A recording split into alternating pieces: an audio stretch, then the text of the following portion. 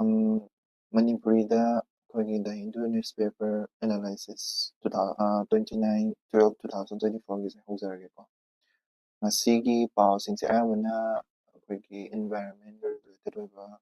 ꯑꯃꯁꯨꯡ disaster related ꯑꯣꯏꯕ ꯄꯥꯎꯅ ꯑꯌꯥꯝꯕ ꯑꯣꯏꯀꯣ. ꯑꯍꯥꯟꯕꯗ headline ꯍꯥꯟꯅ ꯂꯧꯈꯠꯆꯒꯦ. headlineꯁꯤꯡꯁꯦ headline ꯑꯍꯨꯝ ꯂꯩꯀꯣ. headline ꯑꯍꯨꯝ ꯂꯩ. headline ꯑꯍꯨꯝꯁꯦ ꯑꯍꯥꯟꯕꯒꯤ headlinesꯤꯅ Punjab helpless as farmer leaders condition worsens ꯍꯥꯏꯕꯀꯣ. ꯍꯧꯖꯤꯛ ꯍꯧꯖꯤꯛ ꯄꯟꯖꯥꯕꯇ ꯑꯩꯈꯣꯏꯒꯤ ꯌꯥꯝꯅ ꯐꯥꯔꯃꯔ ꯃꯌꯥꯝꯅ ꯑꯩꯈꯣꯏꯒꯤ ꯐꯥꯔꯃꯔꯒꯤ ꯂꯤꯗꯔ ꯍꯥꯏꯇꯥꯔꯦꯀꯣ ꯖꯒꯖꯤꯠ ꯁꯤꯡ ꯗꯥꯂꯦꯋꯥꯜꯅ ꯂꯨꯆꯤꯡꯉꯒ ꯅꯕꯦꯝꯕꯔ 26ꯇꯒꯤ ꯍꯧꯔꯒ ꯃꯣꯏ ꯐꯥꯁꯇꯤꯡ ꯇꯤꯜ ꯗꯦꯠ ꯍꯥꯏꯅꯀꯣ ꯑꯗꯨ ꯇꯧꯔꯤ ꯄꯟꯖꯥꯕꯇ ꯈꯟꯅꯧꯔꯤ ꯍꯥꯏꯁꯤꯗꯀꯣ ꯑꯗꯨꯗ ꯃꯣꯏꯅ ꯗꯤꯃꯥꯟ ꯇꯧꯔꯤꯁꯦ ꯀꯩꯅꯣ ꯍꯥꯏꯔꯀꯥꯟꯗ MSP ꯀꯣ ꯃꯤꯅꯤꯃꯝ ꯁꯞꯄꯣꯔꯠ ꯄ꯭ꯔꯥꯏꯁ ꯄꯤꯌꯨ ꯒꯥꯔꯦꯟꯇꯤ ꯇꯧꯕꯤꯌꯨ ꯑꯦꯟ ꯀꯟꯁꯦꯁꯟ ꯑꯇꯣꯞꯄꯁꯤꯡꯁꯨ ꯒꯥꯔꯦꯟꯇꯤ ꯇꯧꯕꯤꯌꯨ ꯍꯥꯏꯅ ꯃꯣꯏ ꯄ꯭ꯔꯣꯇꯦꯁ ꯀꯟꯅ ꯇꯧꯔꯤ. ꯄ꯭ꯔꯣꯇꯦꯁꯇꯣ ꯍꯥꯏꯗꯤ ꯄꯟꯖꯥꯕ ꯒꯣꯚꯔꯟꯃꯦꯟꯅꯁꯨ ꯈꯨꯠ ꯊꯤꯡꯖꯤꯟꯕ ꯍꯥꯏꯗꯤ ꯍꯧꯖꯤꯛꯀꯤ ꯃꯁꯥꯒꯤ ꯐꯤꯕꯝꯗꯣ ꯁꯣꯛꯂꯛꯑꯕꯅꯤꯅ ꯗꯥꯂꯦꯋꯥꯜꯁꯦꯀꯣ ꯃꯥꯒꯤ ꯀꯟꯗꯤꯁꯟꯁꯦ ꯃꯥꯅ ꯍꯥꯏꯔꯤꯁꯦ ꯀꯟꯗꯤꯁꯟꯁꯦ ꯋꯥꯔꯖꯟ ꯑꯣꯏꯔꯛꯑꯕꯅꯤꯅ ꯄꯟꯖꯥꯕ ꯒꯣꯚꯔꯟꯃꯦꯟꯅ ꯍꯣꯁꯄꯤꯇꯥꯂꯥꯏꯁ ꯇꯧꯒꯦ ꯍꯥꯏꯁꯨ ꯌꯥꯗꯕ. ꯑꯗꯒꯤ ꯃꯥꯒꯤ ꯗꯤꯃꯥꯟꯁꯦ ꯍꯧꯖꯤꯛ ꯂꯩꯔꯤꯁꯦ ꯄ꯭ꯔꯥꯏꯝ ꯃꯤꯅꯤꯁꯇꯔꯗ ꯆꯦ ꯊꯥꯔꯒ ꯄ꯭ꯔꯥꯏꯝ ꯃꯤꯅꯤꯁꯇꯔꯗ ꯑꯩ ꯎꯅꯔꯒꯗꯤ ꯐꯥꯔꯃꯔꯁꯤꯡꯁꯤꯒ ꯎꯅꯔꯒꯗꯤ ꯑꯩ ꯆꯔꯥ ꯍꯦꯟꯕꯁꯨ ꯇꯣꯛꯀꯅꯤ ꯍꯥꯏꯅꯦꯕꯀꯣ. ꯑꯗꯨꯗꯨꯅ ꯍꯧꯖꯤꯛꯁꯦ ꯀꯟꯗꯤꯁꯟꯁꯦ ꯐꯠꯂꯛꯇ꯭ꯔꯕꯅꯤꯅ ꯎꯅꯕ ꯎꯅꯗꯕ ꯍꯥꯏꯕ ꯎꯅꯔꯒꯗꯤ ꯍꯥꯏꯗꯤ ꯁꯨꯄ꯭ꯔꯤꯝ ꯀꯣꯔꯠꯅ ꯍꯥꯏꯁꯤꯁꯨ ꯃꯁꯤꯒꯤ ꯀꯟꯗꯤꯁꯟꯁꯦ ꯌꯨꯅꯤꯌꯟ ꯒꯣꯚꯔꯟꯃꯦꯟꯅ ꯌꯦꯡꯁꯤꯟꯕ ꯑꯃ ꯆꯪꯉꯤ ꯀꯣ ꯍꯦꯗꯂꯥꯏꯟꯁꯤꯗ ꯏꯔꯤꯀꯣ. ꯁꯦꯀꯦꯟ ꯍꯦꯗꯂꯥꯏꯟꯗꯅ ꯃꯟꯃꯣꯍꯟ ꯁꯤꯡꯗꯣ ꯉꯔꯥꯡ ꯅꯍꯥꯟ ꯂꯩꯈꯤꯗꯕꯗꯣ ꯅꯍꯥꯟ ꯃꯊꯪ ꯂꯩꯈꯤꯗꯕꯗꯣ ꯑꯗꯨꯒꯤ ꯀ꯭ꯔꯦꯃꯦꯁꯟ ꯍꯥꯏꯗꯤ ꯑꯔꯣꯏꯕ ꯃꯊꯧ ꯃꯉꯝ ꯄꯥꯡꯊꯣꯛꯈ꯭ꯔꯦꯕꯀꯣ ꯅꯤꯒꯝ ꯕꯣꯔꯠ ꯒꯥꯔꯗ ꯗꯦꯜꯂꯤꯗ ꯀꯣ. ꯃꯟꯃꯣꯍꯟ ꯁꯤꯡꯒꯤꯗꯤ ꯃꯃꯥꯡ ꯉꯔꯥꯡꯗꯁꯨ ꯅꯩꯈ꯭ꯔꯦ. ꯉꯔꯥꯡꯒꯤ ꯚꯤꯗꯤꯑꯣ ꯌꯦꯡꯉꯒꯗꯤ ꯑꯗꯨꯝ ꯈꯪꯒꯅꯤꯀꯣ. ꯁꯦꯀꯦꯟ ꯅ꯭ꯌꯨꯁ ꯑꯃꯈꯛ ꯂꯧꯈꯠꯆꯒꯦ. ꯍꯦꯗꯂꯥꯏꯟꯗ ꯑꯗꯨꯝ ꯌꯥꯎꯕꯅꯤꯀꯣ ꯐꯥꯔꯁ ꯄꯦꯖꯇ. ꯍꯥꯏꯗꯤ ꯅ꯭ꯌꯨꯁꯁꯦ ꯑꯌꯥꯝꯕꯅ ꯑꯩꯈꯣꯏꯒꯤ ꯁ꯭ꯄꯨꯄꯤꯡꯒꯤ ꯃꯇꯥꯡꯗꯅꯤꯀꯣ. ꯁ꯭ꯄꯨꯄꯤꯡ ꯑꯩꯈꯣꯏꯒꯤ GPS ꯍꯥꯏꯗꯤ ꯁꯤꯗꯩꯗ GPS interference on aircraft rising 10% of the flight report low navigation accuracy over India's border ꯍꯥꯏꯕꯀꯣ. ꯑꯃꯅ Putin apologized to Azerbaijan for crash ꯍꯥꯏꯕꯀꯣ. ꯁꯤꯗꯩꯁꯤꯗ GPS interference ꯍꯥꯏꯗꯤ GPS ꯁꯤꯖꯤꯟꯅꯔꯒ ꯑꯩꯈꯣꯏ ꯑꯦꯔꯣꯄ꯭ꯂꯦꯟ ꯄꯥꯏꯔꯤꯁꯦ ꯍꯥꯏꯗꯤ ꯃꯥꯒꯤ ꯑꯦꯔꯣꯄ꯭ꯂꯦꯟꯁꯦ ꯑꯌꯥꯝꯕꯅ ꯂꯣꯀꯦꯁꯟ ꯃꯥ ꯇ꯭ꯔꯦꯛ ꯇꯧꯔꯒ ꯑꯗꯨꯝ ꯄꯥꯏꯗꯣꯏꯅꯤꯗꯅꯀꯣ. ꯑꯗꯨ GPS ꯅ ꯇ꯭ꯔꯦꯛ ꯇꯧꯔꯒ ꯄꯥꯏꯕꯁꯤꯗ ꯀꯩꯗꯧꯒꯦ ꯍꯥꯏꯔꯀꯥꯟꯗ ꯑꯩꯈꯣꯏꯒꯤ GPS ꯃꯣꯏꯅ ꯅꯦꯚꯤꯒꯦꯁꯟꯒꯤ ꯂꯣꯀꯦꯁꯟ ꯀꯔꯤ ꯀꯔꯥ ꯊꯥꯅ ꯈꯣꯠꯇꯅ ꯇꯧꯔꯤꯕꯒꯤ ꯃꯥꯒꯤ ꯑꯦꯀꯨꯔꯦꯁꯤꯁꯦ ꯑꯩꯈꯣꯏꯒꯤ 10% ꯍꯦꯟꯅ ꯍꯟꯊꯔꯦꯕꯀꯣ. ꯍꯥꯏꯗꯤ ꯑꯦꯀꯨꯔꯦꯁꯤ ꯌꯥꯝ ꯂꯩꯔꯛꯇ꯭ꯔꯦꯕ. ꯑꯗꯣ ꯁꯤꯁꯦ ꯀꯔꯤ ꯃꯔꯝꯒꯤꯅꯣ ꯍꯥꯏꯔꯒꯗꯤ ꯑꯦꯀꯨꯔꯦꯁꯤ ꯂꯩꯔꯛꯇ꯭ꯔꯦ ꯃꯤꯅꯤꯡ ꯃꯣꯏꯒꯤ ꯂꯣꯀꯦꯁꯟꯁꯦ ꯐꯖꯅ ꯊꯥꯕ ꯉꯝꯗ꯭ꯔꯦꯕ. ꯂꯣꯀꯦꯁꯟꯁꯦ ꯐꯖꯅ ꯊꯥꯕ ꯉꯝꯗ꯭ꯔꯒꯗꯤ ꯑꯦꯔꯣꯄ꯭ꯂꯦꯟ ꯀ꯭ꯔꯥꯁ ꯊꯣꯛꯄꯅꯤ ꯈꯪꯗꯦ ꯑꯦꯛꯁꯤꯗꯦꯟ ꯊꯣꯛꯄꯅꯤ ꯈꯪꯗꯦ ꯇꯧꯗꯣꯏꯅꯤꯗꯅꯀꯣ. ꯑꯗꯨꯗꯨꯅ ꯏꯟꯗꯤꯌꯥꯒꯤ ꯕꯣꯔꯗꯔ ꯃꯔꯨꯑꯣꯏꯅ ꯏꯟꯗꯤꯌꯥꯒꯤ ꯕꯣꯔꯗꯔꯁꯤꯗ ꯀꯔꯤꯅꯣ ꯍꯥꯏꯔꯒꯅ ꯄꯥꯀꯤꯁꯇꯥꯟ ꯏꯟꯗꯤꯌꯥꯒ ꯄꯥꯀꯤꯁꯇꯥꯟꯒ ꯂꯣꯟꯅꯕ ꯑꯃꯁꯨꯡ ꯃ꯭ꯌꯥꯟꯃꯥꯔꯒ ꯂꯣꯟꯅꯕ ꯕꯣꯔꯗꯔꯁꯤꯗ ꯄꯥꯏꯕ ꯑꯦꯔꯣꯄ꯭ꯂꯦꯟꯁꯦ ꯍꯥꯏꯗꯤ ꯁꯤꯒꯅꯦꯜꯁꯦ ꯑꯃꯨꯛ ꯃꯥꯡꯕꯩ ꯇꯥꯏꯞ ꯇꯧꯋꯦꯕꯀꯣ. ꯑꯗꯣ ꯔꯤꯖꯟꯁꯦ ꯀꯩꯅꯣ ꯍꯥꯏꯔꯀꯥꯟꯗ ꯔꯤꯖꯟꯁꯦ ꯁ꯭ꯄꯨꯄꯤꯡ ꯇꯧꯕꯁꯤꯅꯅꯦꯕꯀꯣ. ꯑꯗꯣ ꯑꯇꯣꯞꯄ ꯅ꯭ꯌꯨꯁ ꯑꯃꯁꯤꯅ ꯑꯩꯈꯣꯏꯒꯤ ꯀꯩꯅꯣꯒꯤꯅꯤꯀꯣ. ꯑꯖꯔꯕꯩꯖꯥꯟꯗ ꯉꯔꯥꯡ ꯑꯦꯔꯣꯄ꯭ꯂꯦꯟ ꯀꯥꯏꯕꯗꯨꯗ ꯃꯤ 39 ꯍꯦꯟꯅ ꯁꯤꯈꯤꯗꯅ 39 ꯁꯤꯈꯤꯗꯅ. ꯑꯗꯣ 39 ꯁꯤꯈꯤꯕꯁꯦ ꯄꯨꯇꯤꯟ ꯍꯥꯏꯗꯤ ꯔꯁꯤꯌꯥꯗꯒꯤ ꯑꯖꯔꯕꯩꯖꯥꯟꯗ ꯄꯥꯏꯕꯗ ꯍꯥꯏꯗꯤ ꯑꯦꯔꯣꯄ꯭ꯂꯦꯟꯗꯣ ꯀꯥꯏꯈꯤꯕꯅꯤꯗꯅ. ꯑꯗꯣ ꯔꯁꯤꯌꯥꯒꯤ ꯃꯥꯒꯤ ꯀꯩꯅꯣꯗ ꯍꯥꯏꯗꯤ ꯏꯌꯔ ꯁ꯭ꯄꯦꯁꯇ ꯍꯥꯏꯇꯥꯔꯦꯀꯣ ꯑꯗꯨꯗꯩꯗ ꯀꯥꯏꯈꯤꯕꯅꯦꯕ. ꯏꯌꯔ ꯁ꯭ꯄꯦꯁꯇꯨꯗ ꯀꯥꯏꯕꯗꯨꯗ ꯃꯔꯝ ꯑꯣꯏꯔꯀꯥꯟꯗ ꯄꯨꯇꯤꯟꯁꯦ ꯑꯦꯄꯣꯂꯣꯖꯥꯏꯁ ꯇꯧꯔꯦ. ꯍꯥꯏꯗꯤ ꯑꯖꯔꯕꯩꯖꯥꯟꯒꯤ ꯄ꯭ꯔꯦꯁꯤꯗꯦꯟꯗ ꯑꯦꯄꯣꯂꯣꯖꯤ ꯂꯦꯇꯔ ꯑꯃ ꯏꯔꯛꯑꯦꯕ. ꯑꯗꯨ ꯇꯁꯦꯡꯕꯒꯤꯗꯤ ꯃꯁꯤꯁꯨ ꯁ꯭ꯄꯨꯄꯤꯡꯗꯨ ꯍꯥꯏꯗꯤ GPSꯀꯤ ꯃꯔꯤ ꯈꯤꯇꯪ ꯂꯩꯅꯩꯅ ꯍꯥꯏꯅ ꯃꯥꯒꯤ ꯈꯕꯔꯁꯤꯗꯁꯨ ꯍꯥꯏꯔꯝꯃꯦꯀꯣ. ꯈꯤꯇꯪ GPSꯀꯤ ꯇ꯭ꯔꯦꯀꯤꯡ ꯇꯧꯕ ꯀꯩꯅꯣ ꯍꯥꯏꯗꯤ GPS ꯑꯁꯦꯡꯕꯒꯤꯗꯤ GPS ꯏꯟꯇꯔꯐꯤꯔꯦꯟꯁ ꯇꯧꯔꯤꯁꯦ ꯇꯁꯦꯡꯕꯒꯤꯗꯤ ꯑꯩꯈꯣꯏꯅ ꯁ꯭ꯄꯨꯄꯤꯡꯒ ꯇꯧꯔꯤꯁꯦ ꯇꯁꯦꯡꯕꯒꯤꯗꯤ ꯑꯩꯈꯣꯏꯒꯤ ꯀꯟꯇ꯭ꯔꯤ ꯑꯃꯒꯤ ꯃꯔꯛꯁꯤꯗ ꯑꯩꯈꯣꯏ ꯗ꯭ꯔꯣꯟ ꯄꯥꯏꯊꯣꯛ ꯄꯥꯏꯁꯤꯟ ꯇꯧꯕꯁꯦ ꯊꯤꯡꯅꯕꯒꯤꯗꯃꯛꯇꯅꯦ. ड्रोन से पाइथन पाइसन तौरगा कोई सर्वेलेंस को मना ट्रगा any military खुजकुलाई लेबर खट प्रकार चेक तौनबो से थिंगनबो नमता कोई GPS इंटरफेरेंस तौबनी दो रशिया ना यूक्रेन को जिक वार kana तौरी को अदुना मोगी GPS tracking GPS interference spoofing से मोगी border da tauweba adudayda tawbudada soibadagi Azerbaijan gi plane se adugi GPS to namaram kai gi bra haina chingnei adudugi wari ado spoofing se kyam yamna akoi India da spoofing gi ID problem se kyam yamna lei gi se yam lei na asigi ops groups na haire ko ID yam lei na ko ado spoofing is amuk mau marin tana yengse ko spoofing is kai na kanda GPS se akoigi GPS haise global positioning system haibni ko aeroplane amana akoigi atyasda pai matamsida mase magi path amada lambi amada chatnabagi honaba matamsida magi location se adum satellite amada adum thaba ma changebo ko aduga satellite se tharaga akoigi airport natraga akoigi ꯍꯥꯏꯗꯤ airport ꯕꯨ ꯆꯂꯥꯏꯔꯤꯕ airport ꯕꯨ air ꯑꯩꯈꯣꯏꯒꯤ aeroplane ꯕꯨ ꯁꯦꯟꯅꯔꯤꯕ ꯃꯌꯥꯝꯁꯤꯡꯁꯤꯅ ꯃꯥꯒꯤ ꯂꯣꯀꯦꯁꯟꯁꯦ ꯃꯥꯒꯤ predict ꯇꯧꯗꯣꯏꯅꯦꯕ ꯑꯗꯨꯗꯩꯗ ꯃꯈꯥꯗ ꯑꯩꯈꯣꯏꯅ GPS ꯒꯤ ꯃꯦꯆꯤꯟ ꯑꯃ ꯂꯩꯔꯕ GPS ꯒꯤ ꯃꯦꯆꯤꯟꯁꯤꯅ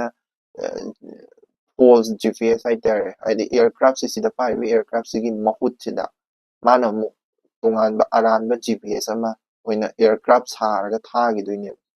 ꯃꯥꯒꯤꯗꯤ ꯊꯥꯗꯕꯤꯗ ꯃꯥꯒꯤ ꯑꯣꯏꯅ ꯊꯥꯗꯣꯏꯅꯦꯕ ꯑꯗꯨꯗꯩꯗ ꯃꯥꯒꯤ ꯀꯩꯅꯣꯁꯤꯅ GPS ꯅ ꯍꯦꯟꯅ ꯀꯟ ꯇꯥꯔꯒꯗꯤ ꯁꯤꯒꯤ GPS ꯁꯦ ꯄꯨꯔꯥ ꯀꯦꯟꯁꯦꯜ ꯑꯥꯎꯠ ꯇꯧꯈꯤꯗꯣꯏꯅꯦꯕ ꯍꯥꯏꯗꯤ ꯁꯤꯒꯤ GPS ꯁꯦ ꯆꯠꯅꯔꯣꯏꯗꯣꯏꯅꯦꯕ ꯑꯗꯨ ꯑꯣꯏꯇꯥꯔꯗꯤ ꯁꯤꯗꯩꯁꯤꯗ ꯄꯥꯏꯔꯤꯕ ꯑꯦꯔꯣꯄ꯭ꯂꯦꯟꯗꯣ ꯁꯤꯗꯩꯗ ꯄꯥꯏꯔꯤꯕ ꯑꯦꯔꯣꯄ꯭ꯂꯦꯟꯗꯣ ꯃꯥꯒꯤ ꯂꯣꯀꯦꯁꯟꯗꯣ ꯈꯪꯉꯔꯣꯏꯗꯅ ꯑꯗꯨꯅꯤꯀꯣ ꯁ꯭ꯄꯨꯐꯤꯡ ꯍꯥꯏꯁꯦꯀꯣ ꯍꯥꯏꯗꯤ GPS ꯁꯦ ꯑꯔꯥꯟꯕ GPS ꯑꯃ ꯊꯥꯒꯠꯂꯒ ꯉꯁꯥꯏꯒꯤ ꯑꯁꯦꯡꯕ ꯑꯦꯔꯣꯄ꯭ꯂꯦꯟꯁꯤꯒꯤ ꯃꯍꯨꯠꯇ ꯑꯔꯥꯟꯕ ꯂꯣꯀꯦꯁꯟ ꯑꯣꯏꯅ ꯄꯤꯕꯗꯣ ꯑꯗꯨꯗꯨꯕꯨ ꯑꯩꯈꯣꯏꯅ ꯁ꯭ꯄꯨꯐꯤꯡ ꯍꯥꯏꯁꯦ ꯀꯧꯗꯣꯏꯅꯦꯕꯀꯣ ꯑꯗꯣ conflict zone ꯍꯧꯖꯤꯛ ꯂꯩꯔꯤꯕ ꯏꯟꯗꯤꯌꯥ ꯄꯥꯀꯤꯁꯇꯥꯟꯒꯤꯗꯁꯨ ꯗ꯭ꯔꯣꯟꯒꯤ ꯋꯥꯔꯐꯦꯌꯔ ꯌꯥꯝ ꯂꯩꯔꯤ ꯑꯗꯒꯤ ꯃ꯭ꯌꯥꯟꯃꯥꯔꯗꯁꯨ ꯑꯩꯈꯣꯏꯒꯤ ꯃ꯭ꯌꯥꯟꯃꯥꯔ ꯕꯣꯔꯗꯔꯗ ꯗ꯭ꯔꯣꯟꯒꯤ ꯄ꯭ꯔꯣꯕ꯭ꯂꯦꯝꯁꯨ ꯌꯥꯝ ꯂꯩꯗꯅꯀꯣ ꯑꯗꯨꯗꯨꯅꯤꯀꯣ ꯃꯥꯅ ꯑꯗꯨꯒꯤꯗꯃꯛꯇꯅꯦꯕ ꯁ꯭ꯄꯨꯐꯤꯡ ꯇꯧꯔꯤꯁꯦ ꯍꯥꯏꯗꯤ ꯗ꯭ꯔꯣꯟꯒꯤ ꯄ꯭ꯔꯣꯕ꯭ꯂꯦꯝꯁꯦ ꯍꯟꯊꯅꯕꯒꯤꯗꯃꯛꯇ ꯇꯁꯦꯡꯅ